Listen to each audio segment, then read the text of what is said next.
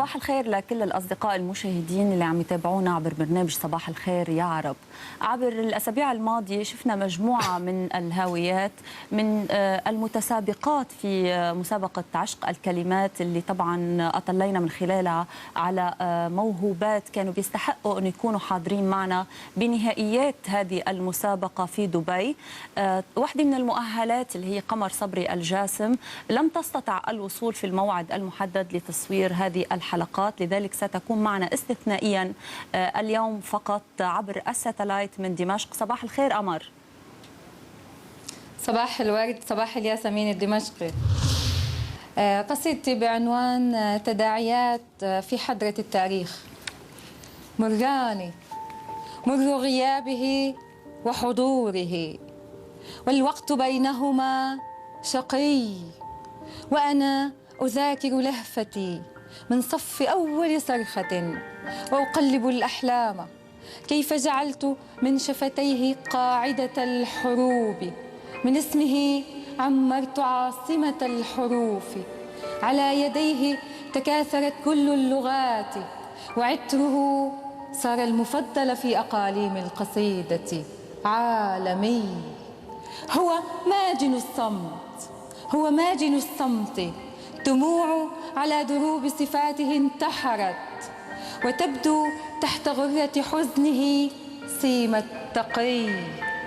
هو لا يقول، ملامح الكلمات تشرح وده، قسمات فرحته يرددها المدى، فيعود من أقصى كهولته الهوى.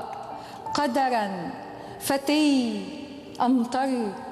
أمطرت حتى قيل صارت دفترا، واصفر حبر مفاتني، ومن الثياب ساقطت أوراق ذاكرتي علي. هو ليس يشبهني، هو ليس يشبهني سوى عند انعكاس الحب في وضح الأمان على ربى أمل عصي. هو ليس أكثر من سحابة فرحة هبت على وجعي بأوج الحزن. أنبني ضمير الحلم، مد أداته الشيطان، لو أني بقيت على انتظاري، لو تمادى بالغياب، لو التفت إلى هواية جمع أعقاب الرسائل في خزانة هاتفي، أو أنني أهوى التفاخر بالغواية والحلي. لا، ليس يشبهني سوى عند انبلاج الظل عن ليل تكاثر بالهموم، وعندما تغتاب أنفاس المكان تلوث الذكرى، تعيد إلى خضاب حنانها الدمع الزكي. يهوى التفاخر بالجروح، يهوى التفاخر بالجروح، وإنني كالموت يخجل كلما صلوا على فرح بعز شبابه قد مات في أحلام حي.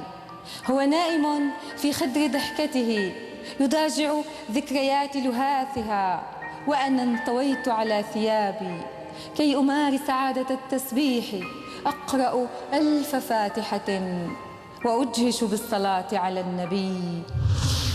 برافو يا قمر، قصيدة بديعة مكتملة الأركان. الله يسلمك. حقيقي أدائك حيوي جدا، ويعني يضج بسخونة تليق بالمعنى اللي وراء القصيدة، خالية من الأخطاء اللغوية والنحوية والإملائية. أنا شخصيا استمتعت بها كثيرا، وأحييك على هذه القصيدة. أستاذ خالد. الله يسلمك، شكرا. يا قمر. نعم. أنت قمر فعلا، أضاء الشعر بحروف الإبداع والجمال. جمعتي طبعا كل عناصر القصيدة، أخيلة، ابتكار، لغة حية، بالإضافة إلى العناصر المهمة جدا هي الصوت واللون والحركة. فيما يتعلق بالوزن والصورة الشعرية والخيال، أنا بصراحة أمام تجربة ناضجة بامتياز، تعي ماذا تريد أن تقول، وبالتالي تستند على حوامل الأساسية. يعني كل الحوامل الشعرية كانت ظاهرة عند قمر، وهذا أكيد بيظهر وفاء لهذا الفن العريق وتقديرها لمسؤولية أن تكون صاحبة موهبة شعرية حقيقية. المتسابقة